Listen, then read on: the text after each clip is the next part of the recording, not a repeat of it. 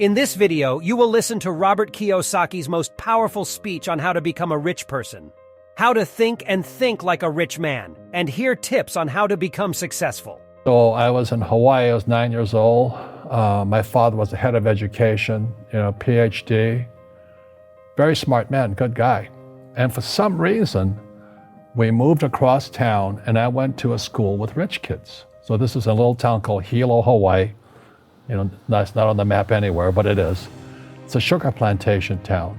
So when I was 9 years old, I moved to this rich kids school. And suddenly I realized I was poor because it's relative, as Einstein, it's all relative.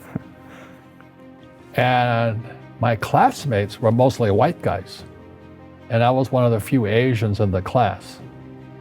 And these guys, their fathers owned the banks, they owned the plantations, they owned the car dealerships, they owned the meat packing company, they owned the ranches. And I'm going, how come my dad doesn't own that? So I remember raising my hand when I was 9 years old, talking to my fourth grade teacher, and I said, when am I going to learn about money? And she was this woman who should have retired 50 years earlier. She was so sick and tired of kids by this time. She says, the love of money is the root of all evil. And I said, what am I, in Sunday school? I was this punky little 9-year-old kid. And she says, we don't teach money at school. I said, why not? And she couldn't answer me. And she got very flustered. She said, sit down, take your seat.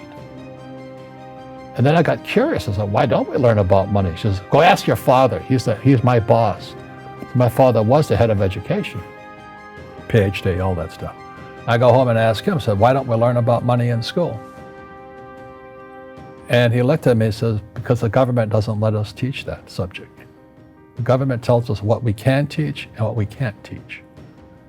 And I thought that was strange. And I said, but aren't we going to school to learn about money? He says, no, your job is to get a job. I said, but you get a job to earn money.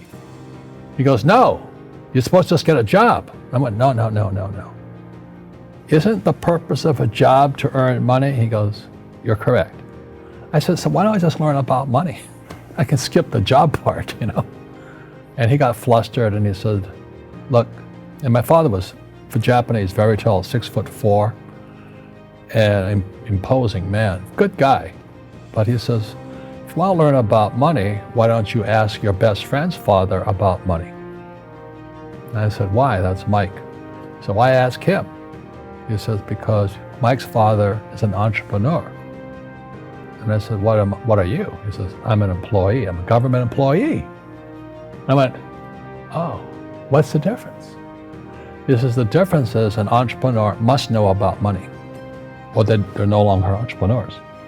And he says an employee doesn't have to know anything about money because the government will take care of them, the company will take care of them. So I'm all confused. But I took my dad's advice and I trundled over to Mike's father's office and knocked on his door and I said, hey, I'm here, 9 years old. Teach me about money. He says, beat it, kid, But that's where the story of Rich Dad, Poor Dad started. And finally, through persistence, my rich dad started teaching me about money on one condition.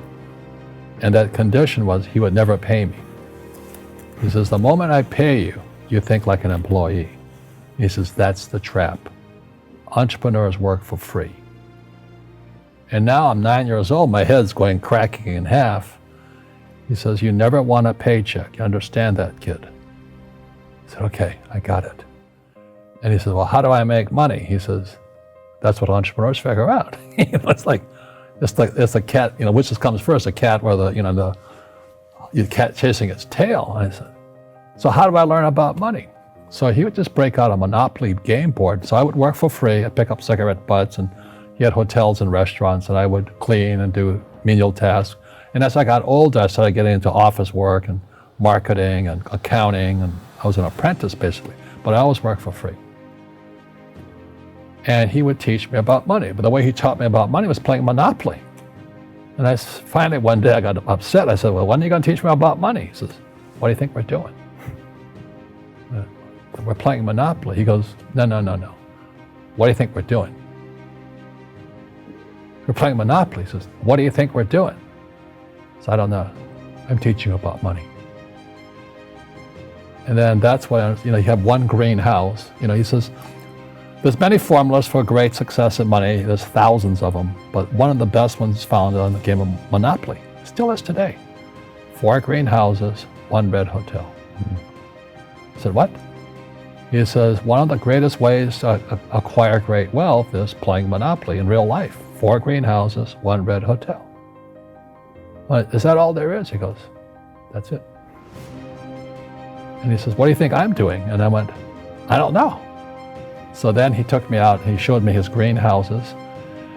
And 10 years later, when I was 19, I was now in school in New York, and I come back to Hawaii, and Rich Dad had bought the biggest piece of land smack dab in the middle of Waikiki Beach.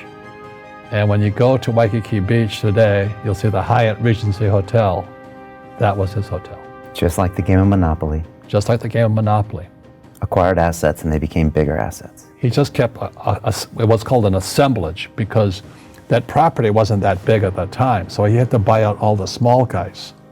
Because Waikiki was a little dirt water little town. So he'd buy out this shop owner and buy that shop owner. And it took him a while, but he finally assembled this large piece of property. And then he and Hyatt put up this giant hotel. It just sold for $800 million. So that's how I learned about money. And that's because he refused to accept a paycheck. He says that the moment you accept a paycheck, your brain goes dead.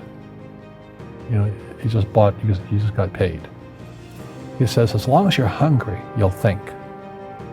And he was a great, great teacher. So today when people ask me what I do, they know me as the author of Rich Dad, Poor Dad. I just say I play Monopoly. So I own greenhouses, I own big hotels, I own oil wells, golf courses, businesses. I'm just playing Monopoly. That's all I do.